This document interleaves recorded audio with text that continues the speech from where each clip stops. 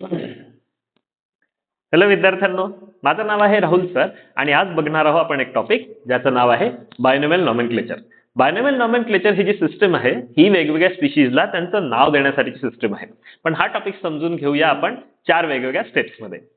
पहिल्या याच्यामध्ये आपण बघू की याची गरज काय आहे. दुसरी बघू आपण की याच्याबद्दल इन्फॉर्मेशन आपल्याला कुणी दिलेली आहे. तिसऱ्या स्टेप मध्ये आपण बघूया याचे रूल्स आणि चौथ्या याच्यात बघूया याचा कंट्रोल पॉवर हा कुणाकडे आहे त्याच्याबद्दल. ठीक आहे. तर सर्वात पहिले बघूया आपण याची गरज काय आहे. आता खरं पाहिलं तर नाव देण्यासाठी वेगळ्या सिस्टमची गरज नाही आहे. जसं वेगवेगळ्या लोकांची आपापले वेगवेगळे नावं असतात. तुम्हा विद्यार्थ्यांचे पण काही नावं आहेत. पण विद्यार्थ्यांच्या नावाची काही युनिव्हर्सॅलिटी नाही आहे. जसं फॉर एक्झाम्पल एखाद्या विद्यार्थ्याचं नाव आहे चिंट्या, एखाद्या विद्यार्थ्याचं नाव आहे पिंट्या. आता चिंट्या आणि पिंट्या हे काही फक्त दोनच विद्यार्थ्यांचे नाव नाही आहे. हे तर खूप साऱ्या विद्यार्थ्यांचे वेगवेगळ्या घरी कोणाकोणाचे वेगवेगळे नावं असतील. तर चिंट्या म्हटलं की हाच व्यक्ती आहे का, किंवा पिंट्या म्हटलं तर तोच व्यक्ती आहे का, याच्याबद्दल आपल्याला कुठलीही माहिती मिळत नाही. कुठली या बाबतीत आपल्याला शुअरिटी नाही राहत. त्याच्यामुळे आपण हे जे घरचे नाव आहेत याला वापरत नाही. आपले नाव काय असतात सहसा महाराष्ट्रामध्ये, काय नाव असतात, आपलं नाव, वडिलांचं नाव आणि आडनाव. ही एक जी सिस्टम आहे ही आपले नाव देण्यासाठीची सिस्टम आहे. Same goes with the different types of species also. वेगवेगळ्या स्पीशीजला वेगवेगळ्या लँग्वेजेस मध्ये वेगवेगळे नाव आहेत. आपण जर प्राण्यांचे नाव बघितले किंवा प्लांट्सचे वेगवेगळे नाव बघितले, जसं आंबा, आंब्याला मराठीमध्ये आंबा म्हणतात, हिंदीमध्ये आम म्हणतात, पण इंग्लिशमध्ये त्याला मँगो म्हणतात. तर लँग्वेज या वेगवेगळ्या लँग्वेजेस आहेत, त्या प्रत्येक लँग्वेजमध्ये एका स्पीशीजला आयडेंटिफाय करायला वेगवेगळे नाव आहेत. तर वर्ल्ड मध्ये तुम्ही दुसरीकडे कुठल्याही ठिकाणी गेले तिथे आंबा म्हटलं तर त्यांना समजायला सुद्धा पाहिजे, कारण त्यांना आंबा हा शब्दच नाही माहिती. त्याच्यामुळे एक युनिव्हर्सल सिस्टम निर्माण करण्यासाठी म्हणून बायनोमियल नॉमेनक्लेचर ही एक सिस्टम वापरल्या जाते. ठीक आहे. तर ही झाली याची पहिली गोष्ट की याची गरज काय आहे. दुसरं आहे की ही सिस्टम कुणी दिलेली आहे. तर ही सिस्टम दिलेली आहे लिन्नॉस नावाच्या एका सायंटिस्टने. ठीक आहे. लिन्नॉस हा एक बॉटनिस्ट होता आणि याची एक पुस्तक आहे ज्याचं नाव आहे स्पीशीज प्लांटारम. ह्या स्पीशीज प्लांटारम मध्ये सर्वात पहिले कॅरोलस लिन्नॉसनी ही बायनोमियल नॉमेनक्लेचर सिस्टम ही सगळ्यात पहिले इंट्रोड्यूस केली आणि या स्पीशीज प्लांटारम मध्ये ही सिस्टम सगळ्यात पहिले लागू करण्यात आली, ती फक्त बॉटनीसाठी म्हणजे प्लांट्ससाठी. ठीक आहे. तर लिन्नॉस याला याचा गोष्टीचं क्रेडिट जातं की त्यांनी बायनोमियल नॉमेनक्लेचर सिस्टमला प्रॅक्टिस मध्ये आणलं.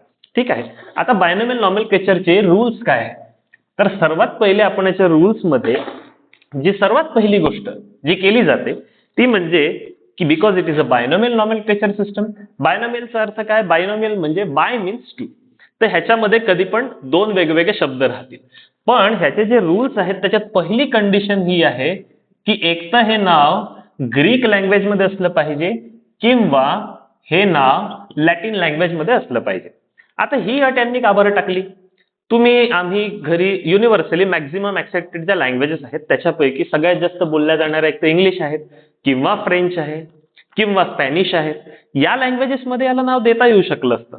यांनी ग्रीक किंवा लॅटिन ह्या लँग्वेजची अट का बरं टाकली. तर याचा सिंपल अर्थ सहसा लोक असं सांगतात की because these are dead languages. आता डेड लँग्वेज असल्याने काय होतं. ह्या तर डेड लँग्वेजेस आहे, ह्या तर आजकाल तर कोणी वापरतच नाही. पण याच्या मागे सगळ्यात मोठी त्याची जी गुरुकिल्ली आहे ती या लँग्वेजेसच्या डेड असण्यामध्ये लागलेली आहे. एक उदाहरण बघूया. तुम्ही हा शब्द कधी ऐकलाय का. हा इंग्लिश मधला एक शब्द आहे दौ. हा शब्द तर ऐकलाच असेल यू. यूचा ऍक्च्युअल अर्थ आहे तू आणि दौचा अर्थ आहे तुम्ही. पण काय हा शब्द आता प्रॅक्टिस मध्ये आहे का. हा कुठेही प्रॅक्टिस मध्ये नाहीये. आणखी एका उदाहरणाने सांगतो. हा शब्द ऐकलेला आहे तुम्ही, येस. दुसरा एक शब्द आहे या. तिसरा एक शब्द आहे यप आणि चौथा एक शब्द आहे या. आहे. येस हा ऍक्च्युअल इंग्लिश शब्द आहे. येस आणि यप हे तसं पाहिलं तर याचे दोन एक्सप्रेशन आहेत. या पद्धतीने या येसला म्हटलं जाऊ शकतं. ठीक आहे. पण या हा इंग्लिश शब्द, हा एक्सप्रेशनचा शब्द आणि हा या कुठून आलेला आहे माहित आहे. हा या आहे तुमच्या व्हॉट्सअपच्या लँग्वेज मधला. सोशल मीडियावरती जनरली याचा वापर केला जातो. प्रश्न हा आहे की हा यस जो आहे, हा यस नावाचा शब्द हा 1, 2 आणि 3 वेगवेगळ्या प्रकारे लिहिला जातो. कारण की ही लँग्वेज डेड नाही आहे. ही लँग्वेज आजही लोक प्रॅक्टिस करतात. जी लँग्वेज प्रॅक्टिस मध्ये असते ना, त्या लँग्वेज मध्ये पुढे पुढे त्या शब्दाचे वेगवेगळे अपभ्रंश होत जातात, त्याचे वेगवेगळे फॉर्म्स डेव्हलप होत जातात. आणि आजपासून जर 100 वर्षानंतर जसा दो हा शब्द आजकाल कोणी वापरत नाही, होऊ शकतं 100 किंवा 200 वर्षानंतर येस हा शब्द कोणी वापरणार नाही, बाकीचे शब्द वापरले जातील. ही एखादी लँग्वेज जेव्हा डेड नसते, ती प्रॅक्टिस मध्ये असते, त्याच्यामध्ये असे चेंजेस येण्याचे चान्सेस असतात. त्याच्यामुळे यांनी बायनॉमियल नॉमेनक्लेचर सिस्टम अशी डेव्हलप केलेली आहे की या दोन लँग्वेजेस ग्रीक किंवा लॅटिन मध्ये ज्या आज कोणी वापरत नाही बिकॉज दे आर डेड, त्याच्यामुळे आजपासून 1000 वर्षानंतर सुद्धा या लँग्वेजच्या ओरिजिनॅलिटीमध्ये कुठलाही चेंज होणार नाही. त्याच्यामुळे त्यांनी या लँग्वेजेसला वापर करण्याची सूचना केलेली आहे. ठीक आहे, हे झालं याचं पहिलं रिझन. दुसरा याच्यामधला रूल असा आहे, कारण की ही बायनॉमियल नॉमेनक्लेचरची सिस्टम आहे, त्याच्यामुळे ह्याच्यामध्ये काय असतील, it will consist of 2 words. त्याच्यामध्ये 2 शब्द राहतील. याच्यापैकी जो फर्स्ट वर्ड आहे, हा फर्स्ट वर्ड रिप्रेझेंट करेल जीनसला. क्लासिफिकेशनच्या सिस्टम मध्ये जे असतं ना, त्याच्यामध्ये सगळ्यात खाली असते स्पीशीज, त्याच्यावरती जीनस, मग फॅमिली, मग ऑर्डर, मग क्लास, मग फायलम किंवा डिव्हिजन, आणि त्याच्यावरती असतं किंगडम. तर याच्यापैकी सगळ्यात जो जीनस आहे सेकंड लास्ट, तर पहिला शब्द जो राहील ह्या 2 शब्दांमधला, तो पहिला शब्द राहील जीनस या नावाचा. आणि सेकंड शब्द, बरेच लोक सेकंड वर्ड जो आहे, हा सेकंड वर्ड सहसा सांगतात स्पीशीजचा word. Please remember, second word हा स्पीशीज नेम नाही आहे. एनसीआरटी मध्ये एका ठिकाणी म्हटलेलं आहे की पहिला शब्द हा जीनसचा आणि सेकंड वर्ड हा स्पीशीजचा. हा स्पीशीजचा राहत नाही. हा सेकंड वर्ड जो असतो याला म्हणतात स्पेसिफिक एपिथेट. हा सेकंड वर्ड जो आहे याला म्हणतात स्पेसिफिक एपिथेट. आता तुम्ही म्हणाल हा सेकंड शब्द, बरेच लोक म्हणतात की स्पीशीज आहे, पहिला शब्द हा जीनस आहे, असं नाही राहत. Please remember, binomial nomenclature system ही जी दिल्या गेली आहे ही स्पीशीजच्या नावासाठी दिलेली आहे. पहिला आणि दुसरा शब्द मिळून स्पीशीजचं नाव बनतं. त्याच्यामुळे हा सेकंड शब्द फक्त स्पीशीजचं नाव नाही राहणार, हा फक्त स्पेसिफिक एपिथेट राहील. जेनेरिक वर्ड आणि स्पेसिफिक एपिथेट हे दोन मिळून जो शब्द बनेल, जो एक शब्द बनेल, त्या शब्दाला, त्या 2 शब्दांना मिळून जो नाव राहील ते राहील स्पीशीजचं नाव. आलं लक्षात? तिसरी रूल, की जेव्हा हे तुम्ही शब्द लिहाल तर फर्स्ट वर्ड चा फर्स्ट लेटर हा काय राहील, it will always be A capital 1. याला तुम्ही स्मॉल लेटरनी नाही लिहू शकत.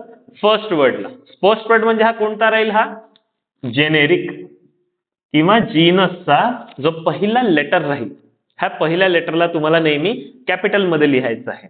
तर मग सेकंड वर्ड जो आहे, ह्या सेकंड वर्डचा फर्स्ट लेटर हा काय राहील, सेकंड वर्डचा फर्स्ट लेटर हा नेहमी स्मॉल लेटर मध्ये राहील. मी बऱ्याच विद्यार्थ्यांना शिकवतो, त्याच्यामध्ये ते हे शब्द म्हणतात की सर याच्यामध्ये पहिला लेटर जर कॅपिटल आहे तर बाकीच्या लेटर्सचं काय, जेनेरिक वर्ड मधला पहिला लेटर हा जर कॅपिटल आहे तर बाकी लेटर्सचं काय. म्हटलं बाकी लेटर्स बेटा स्मॉल मध्ये येते, ठीक आहे, पण तुम्ही त्याला कॅपिटल मध्ये तेव्हाच लिहू शकता जेव्हा तुम्ही फक्त आणि फक्त जीनसचा शब्द लिहाल. जेव्हा स्पेसिफिक एपिथेट सोबत आहे तेव्हा फक्त पहिला लेटर हा जेनेरिक वर्ड मधला हा कॅपिटल पाहिजे, बाकी लेटर स्मॉल पाहिजे. आणि सेकंड वर्ड जो आहे, जो स्पेसिफिक एपिथेट आहे, याच्यामधला पहिला लेटर स्मॉल आला तर बाकीचे लेटर काय येतील. इंग्लिश ग्रामरच्या रूल्स नुसार पहिला लेटर जर हा स्मॉल आहे, बाकीचे लेटर तुम्हाला स्मॉलच घ्यावे लागतात. ठीक आहे, सो दॅट्स द रिझन की याच्यातला पहिल्या शब्दाचा पहिला लेटर कॅपिटल मध्ये पाहिजे, दुसऱ्या शब्दाचा पहिलं लेटर हे नेहमी स्मॉल मध्ये पाहिजे. अकॉर्डिंगली बाकीचे रूल्स फॉलो होतात. हा सेकंड वर्ड कोणता राहील, हा परत म्हटलं जाईल स्पेसिफिक एपिथेट. ठीक आहे. चौथा रूल, जेव्हा पण हे 2 शब्द आपण लिहू, कोणता, जेनेरिक वर्ड आणि specific epithet, they should be either bold. आणि हे बोल्ड केव्हा राहतील, जेव्हा ह्यांना टाईप केलं जाईल. ठीक आहे. बोल्ड किंवा इटॅलिक्स ह्या दोन ह्याच्यामध्ये जर ह्याला लिहिण्यात आलं म्हणजे जर ह्याला टाईप करण्यात येत असेल तर हे दोन्ही शब्द एकतर बोल्ड असले पाहिजे किंवा इटॅलिक्स असले पाहिजे. मायक्रोसॉफ्ट वर्ड मध्ये जेव्हा तुम्ही बघाल ना त्याच्यामध्ये बोल्ड साठी बी चा एक लेटर आहे आणि इटॅलिक्स साठी आय चा एक लेटर असतो. तसे हे बोल्ड किंवा इटॅलिक्स केले पाहिजे किंवा जेव्हा हे टाईप केले जाते. पण आपण सहसा हँड रिटन लिहितो का तुमच्या वहीमध्ये तुम्ही तर हँड रिटनच लिहिणार बरोबर आहे. तर जेव्हा याला हँड रिटन लिहिलं जाईल त्यावेळेस याला अंडरलाईन केलं पाहिजे. ठीक आहे. पण ही जी अंडरलाईन आहे बऱ्याच लोकांना कन्फ्युजन असतं की अंडरलाईन आहे ते सरसकट अंडरलाईन करून टाकतात. प्लीज रिमेंबर या गोष्टीचे सुद्धा यांनी रूल्स बनवलेले आहेत. When they are hand written then they should be underlined separately. हा खूप इम्पॉर्टंट आहे. जेव्हा तुम्ही बायनॉमियल नॉमेनक्लेचर सिस्टम मध्ये जेव्हा एखाद्या स्पीशीजचं नाव लिहिता हँड रिटन इन दॅट केस त्याला अंडरलाईन करायला पाहिजे तुम्ही सेपरेटली. ठीक आहे.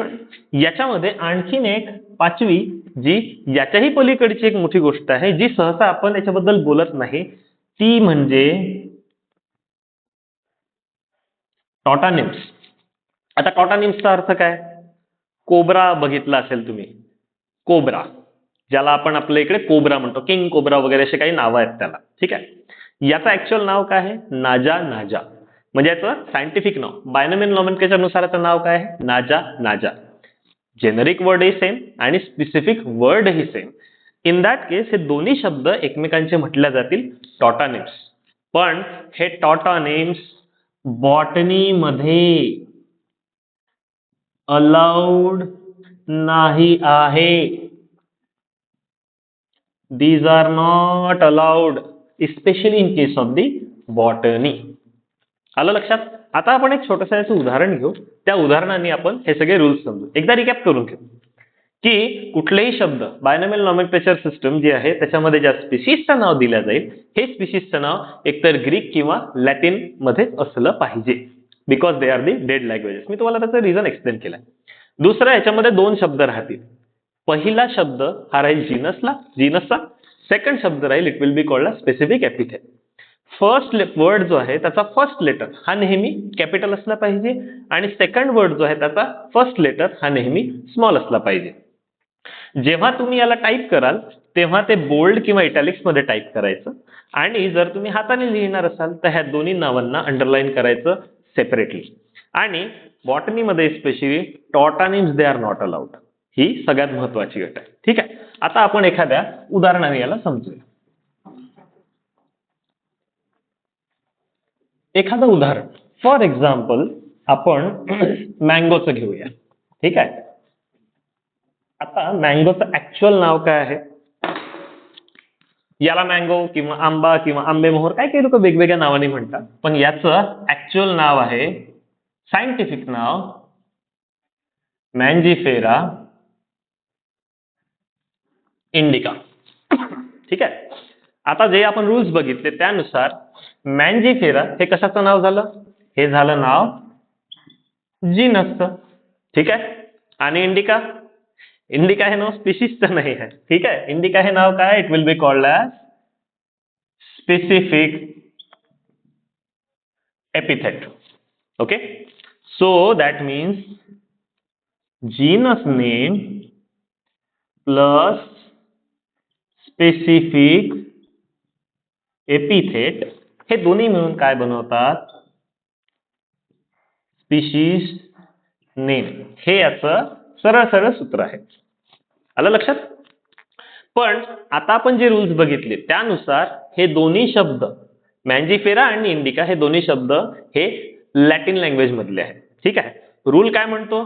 पहिला लेटर हा नेहमी कॅपिटल असला पाहिजे. पहिल्या शब्दाचा तो कॅपिटल लिहिला आणि सेकंड वर्डचा first letter it should always be small. तो आपण स्मॉल लिहिला. Plus when they are written hand written then in that case they should be underlined separately. आलं लक्षात? पण समोर चालून एक आणखी नवीन रूल्सला पुढे इंट्रोड्यूस करण्यात आलं आणि त्या त्या एका रूल बद्दल आपण बोलू. मॅन्जिफेरा इंडिकाचं ऍक्च्युअल नाव आहे मॅन्जिफेरा इंडिका, पण याच्या पुढे एक नवीन गोष्ट लिहिलेली आहे, दॅट इज कॉल्ड ॲज लिन. आता हे लिन म्हणजे काय? हा लिन म्हणजे बेसिकली हे लिन रिप्रेझेंट करते एका सायंटिस्टचं नाव आणि ज्याचं नाव आहे लिन्नॉस. कॅर्लोस लिन्नॉस, ज्यांनी बायनॉमियल नॉमेनक्लेचर सिस्टमला प्रॅक्टिसमध्ये आणलं, त्यांना वाटलं की माझं नाव कुठेतरी याच्यामध्ये इन्क्लूड करण्यात यायला पाहिजे, म्हणून त्यांनी मॅन्जिफेरा इंडिकाला जेव्हा नाव दिलं तेव्हा त्यांनी मॅन्जिफेरा इंडिकाच्या सोबत स्वतःचं नाव लावलं. ठीक आहे, पण लिन्नॉसची तर स्पेलिंग वेगळी आहे, इथे लिनची स्पेलिंग वेगळी आहे, म्हणून हा एक नवीन रूल इंट्रोड्यूस करण्यात आला की जर एखाद्या सायंटिस्टचं नाव ह्या स्पीशीजच्या नावामध्ये तुम्हाला ऍड करायचं असेल तर ते नाव नेहमी ॲब्रिव्हेशन मध्ये पाहिजे. हे नेहमी ॲब्रिव्हेशन मध्ये पाहिजे, हे कधी पूर्ण नाव नाही लिहावं लागत. आलं लक्षात? तर हा एक याच्यामध्ये यांनी 6वा नवीन रूल इंट्रोड्यूस करण्यात आला. कोणता? की जेव्हा स्पीशीजच्या नावासोबत सायंटिस्टचं नाव लावलं त्याला नेहमी ॲब्रिव्हेशन मध्ये लिहायचं, त्याला फुल कधीही लिहायचं नाही. त्याच्यामुळे हा मँगोचं नाव म्हणजे मँगोच्या झाडाचं नाव युनिव्हर्सली आता काय झालं? मॅन्जिफेरा इंडिका लिन. आलं लक्षात? तर हे होते याचे काही रूल्स. आता महत्वाची गोष्ट ही आहे की ह्या रूल्सला फॉलो केल्या जात आहे की नाही, किंवा जे वेगवेगळे नवीन नवीन आता कधी झाडं सापडतात त्यांना नवीन नवीन नावं दिली जातात, नवीन नवीन स्पीशीज येतात, त्यांचं कधी याच्या अगोदर आयडेंटिफिकेशन झालं नसतं तर त्यांना काहीतरी नावं द्यावे लागतात. तर हे नावं या रूल्सला धरून आहेत की नाहीत ह्याच्याबद्दल कंट्रोल कोण करतं? तर त्याच्यासाठी एक ऑर्गनायझेशन आहे ज्याचं नाव आहे ICBN. ICBNचा अर्थ आहे International Commission for Botanical Nomenclature. International Commission for Botanical Nomenclature. Okay, ही ऑर्गनायझेशननी जो एक कोड बनवलेला आहे त्याचं सुद्धा नाव आहे ICBN. आणि हा कोड नेमका काय आहे याचा फुल form? International code for botanical nomenclature. International Code for Botanical Nomenclature. Okay, so the name of the organization remains the same and name of the code that also remains the same. Okay, तर या ऑर्गनायझेशननी हा जो code बनवलेला आहे international code for Botanical nomenclature, या code नुसार आणि ही organisation ह्या कोड नुसार सगळ्या गोष्टी कंट्रोल करते की हे सगळे रूल्स वेगवेगळ्या पूर्ण वर्ल्ड मध्ये वेगवेगळ्या स्पीशीजचे नावं देण्यासाठी फॉलो होत आहेत की नाही होत आहेत. ठीक आहे, तर या पद्धतीने आपण ह्या बायनॉमियल नॉमेनक्लेचरला समजून घेतलेलं आहे. ठीक आहे, तर भेटूया नेक्स्ट टाइम. Bye bye.